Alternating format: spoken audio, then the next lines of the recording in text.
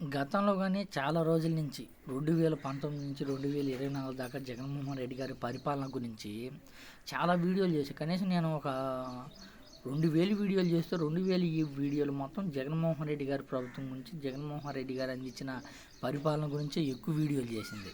ఎందుకంటే ఆయన పరిపాలనలో బడుగు బలహీన వర్గాలందరూ మేలు పొందారు. రాష్ట్రం కానీ ప్రశాంతంగా ఉంది, అభివృద్ధి పథకంలో దూసుకెళ్తుంది. కానీ ఇవన్నీ మనం చెప్తుంటే కొంతమందికి వారవలేరు. వాస్తవం చెప్తే నమ్మరు కదా, వాస్తవం చెప్తే అది నిజం ఎవరికి వంటబడదు అనే విధంగా ఉన్నారు. ఎందుకంటే కొన్ని అభివృద్ధి పథకాలు దగ్గరుండి చూశాను నేను. పోర్టు కానీ, రామాయపట్నం పోర్టులు కానీ దగ్గరికి పోయి చూస్తే అద్భుతంగా చూస్తారు. గతంలో ఎప్పుడూ లేదు. మనం కొన్ని చూడకపోయినా మనం ఇక్కడుండే చాలా అద్భుతాలు చూడవచ్చు. ఎందుకంటే జరిగినవి స్పష్టంగా మనకు కనిపిస్తుంటాయి కదా. ఏదైతే అమ్మ ఒడి పథకం కానివ్వండి, పింఛన్ విషయాలు కానీ, సచివాలయం చేసే విషయాల్లో కానీ ఇవన్నీ అసలు అద్భుతం చేశాడు. కానీ కొంతమంది ఎదవలు మంచి అని చెప్పుకోలేరు. అట్లాంటి మూర్ఖులు కొంతమంది ఉంటారు. కానీ కొంతమంది మేధావులు కేంద్ర ప్రభుత్వం కానీ జగన్మోహన్ రెడ్డి గారు చేసిన మేలుని గుర్తించి జగన్మోహన్ రెడ్డి గారు ప్రభుత్వం చేసినట్టుగా ఇప్పటివరకు ఏ ప్రభుత్వం చేయలేదు. ఇలాంటి పథకాలు ఏ రాష్ట్రంలో పెట్టలేదు. అద్భుతమైన పథకాలు పెట్టారు జగన్మోహన్ రెడ్డి గారు అనే విధంగా కేంద్ర ప్రభుత్వమే గుర్తించింది. విద్యా వ్యవస్థలో పెను మార్పులు తీసుకొచ్చి ప్రైవేట్ స్కూల్స్ కంటే ఎక్కువ బాగుండాలి గవర్నమెంట్ స్కూల్ అనే విధంగా విద్యా వ్యవస్థను పెను మార్పులు సృష్టించారు. దాంట్లో అయితే జగన్మోహన్ రెడ్డి గారు సెల్యూట్. ఇప్పుడు టీడీపీ పార్టీ వచ్చిన తర్వాత అసలు గవర్నమెంట్ స్కూల్ ఉండే కొన్ని 5 సంవత్సరాలు ఇంకా కనిపించవేమనిపిస్తుంది. ఇంకా కొన్ని రోజులు 5 సంవత్సరాలు గవర్నమెంట్ స్కూల్ ఇంక ఉండవేమన్నట్టుగా పరిపాలిస్తుంది టీడీపీ ప్రభుత్వం.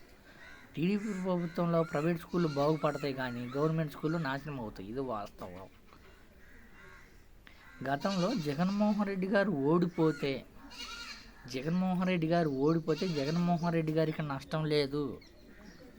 బడుగు బలహీన వర్గాలు, మిడిల్ క్లాస్ ఫ్యామిలీలు, మహిళలు, విద్యార్థులు వీళ్ళందరూ రోడ్డును పడతారు, ఇబ్బంది పడతారు అని చాలామంది చెప్పారు. నేను కానీ చాలా చెప్పా. చదువుకునే పిల్లలు జగనన్న ప్రభుత్వంలో నాడు నేడు కింద చాలా లబ్ధి పొందారు. చాలా గవర్నమెంట్ స్కూల్లో కానీ చాలా పెను మార్పులు జరిగాయి. చాలా ఉన్నతంగా చదువుకుంటున్నారని. ఎందుకంటే స్వయాన గవర్నమెంట్ స్కూల్లో కొంతమంది టీచర్స్ని కానీ అడిగితే చెప్పుకొచ్చారు. గతంలో కంటే ఇప్పుడు చాలా మెరుగుపడింది గవర్నమెంట్ స్కూల్లో. ఇప్పుడు వసతులు కల్పించారు. అదేవిధంగా మాకు కానీ అన్ని సౌకర్యాలు కల్పించారు జగన్మోహన్ రెడ్డి గారు. స్కూళ్ళకు మేము మంచిగా చెప్పగలుగుతున్నాము, యూనిఫామ్గా మంచిగా చెప్పగలుగుతున్నాము, డిస్ప్లే బోర్డులు అని. అదేవిధంగా uniforms, schools, uniform, shoe, bag, books అసలు ప్రతి ఒక్కటి అందిస్తున్నారు జగన్మోహన్ రెడ్డి గారు.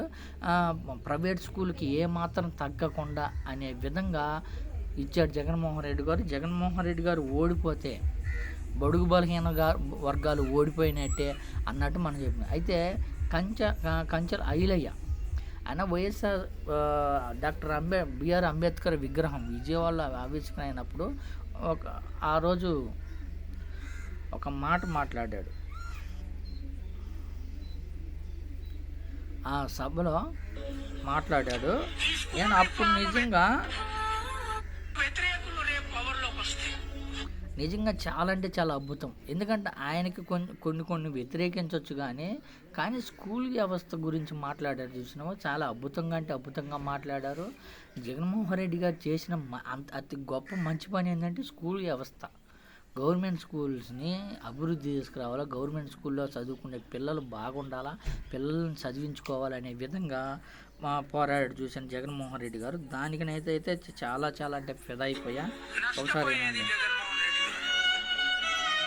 ఏనండి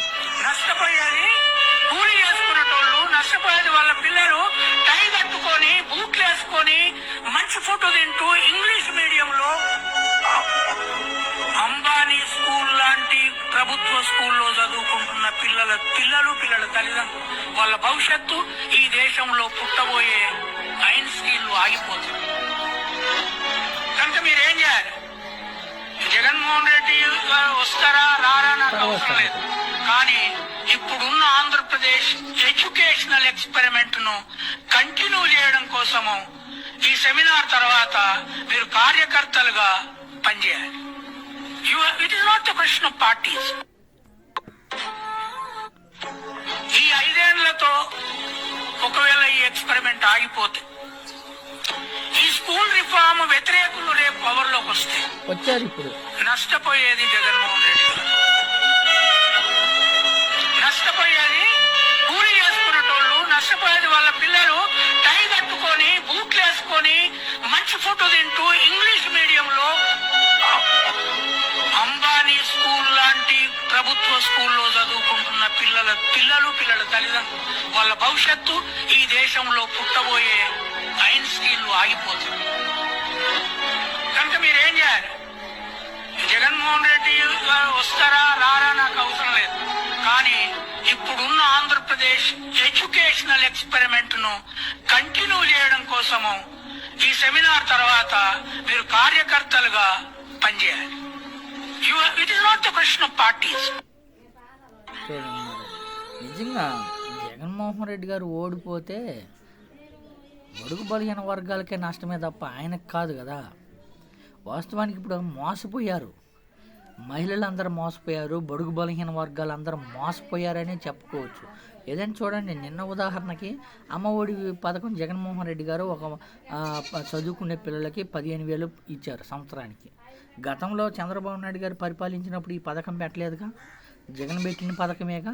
దాన్ని కొనసాగిస్తాను, అంతకంటే ఎక్కువ ఇస్తాను అన్నారు బాబు గారు. 40 years ఇండస్ట్రీ